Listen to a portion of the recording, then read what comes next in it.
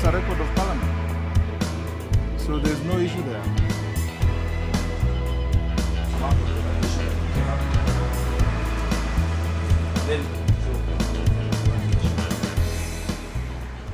If you added on a construction cost of an average of about 850 to 900 million, you're going to end up with about 1.592 billion, a cost to the taxpayer. All these processes were presided over by our ambassador in Japan and the team from Nairobi that went to visit. The ambassador then recommended that we should look at and buy the property we occupy, and instructions were given to him to negotiate with the landlord to see if the property was available. The landlord informed the mission that he had talked to his family.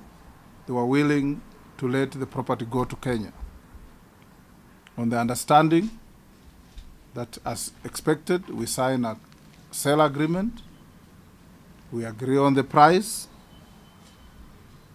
and we pay in 2 installments. Communication to this effect was put to the Treasury, which gave the go-ahead. At the time, on the instructions from the Treasury, the Ministry of Foreign Affairs had offloaded a property in Lagos. We occupied a property in Lagos, but when Nigeria moved their capital to Abuja, they offered free land to every country that took the advantage of moving their missions to Abuja. And we were given land to build a chancery and to build a residence. We have not built yet. In this current financial year ending, there is some money earmarked for the construction of the chancery. We're planning to see how the construction can be started. Meanwhile, the property in Lagos was put up for sale. Originally, we were advised by our mission that there was an offer of $3.5 million on the property in Lagos. Due diligence by the ministry indicated that this was a grossly low offer on the property. We asked the mission to advertise that property. And you'll be surprised that upon advertisement, an offer was made and subsequently accepted of £7.5 million sterling. More than,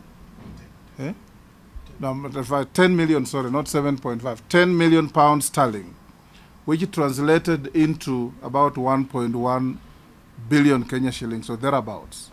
This money was wired to the Treasury.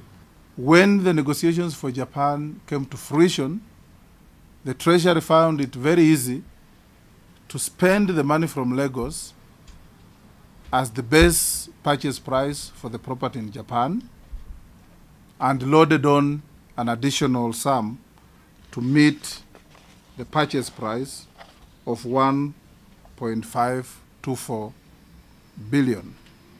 The property in Japan, I've seen in the media, casting a wrong impression that is not suitable for an embassy, that is in the wrong area. I want to make it very clear to you.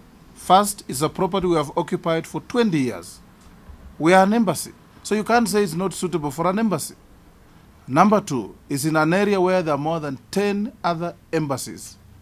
Egypt is there, Algeria is there, Uganda is there, and many others on the same row. Reports indicate that this property opens on a highway, so accessibility is very easy. I've seen reports that it's in a cul-de-sac, which is not true. Slum. Somebody else has said it's in a slum area. It can't be a slum with all those embassies, I'm telling you. And those of you who have gone to Japan, or who will go to Japan, will have an opportunity to see it. Number 3, we have a report that this property is 5 minutes away from 2 international schools where our diplomats' children go. And in choosing a location for an embassy and a residence, a government must make sure that we don't incur extra costs. Because you as taxpayers and me, pay for the education of all our diplomats out there. We pay for their transport to school. We pay for everything. There are 2 international schools next to this embassy. After these negotiations, an agreement was entered. I was distressed to see my colleague from Lands telling a committee of parliament that he was in the dark on this.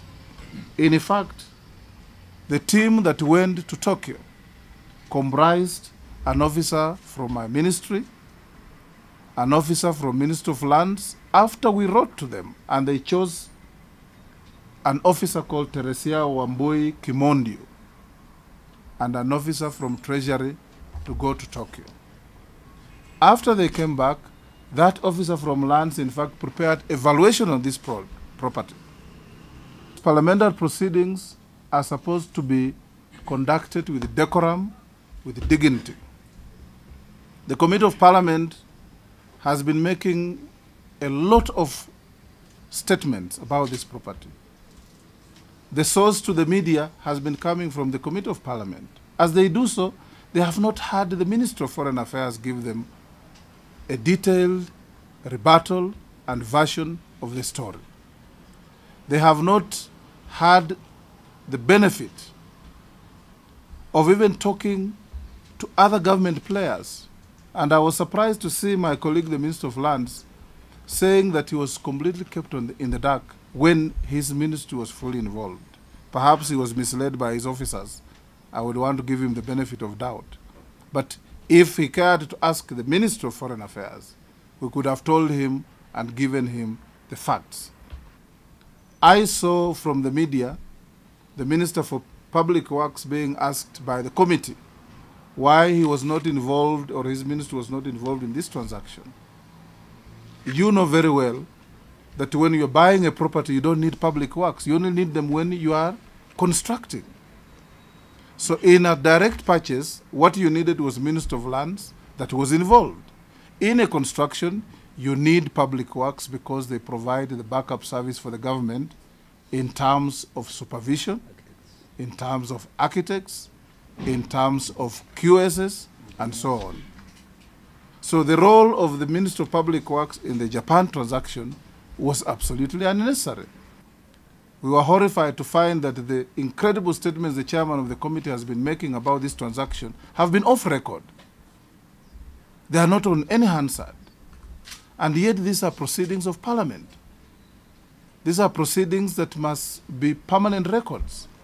I now cannot recall the Hansard and respond to what Honorable Orengo said, Honorable Bure said, and anybody else, because the chairman chose to conduct the proceedings without the Hansard, irregular and procedural and unhelpful.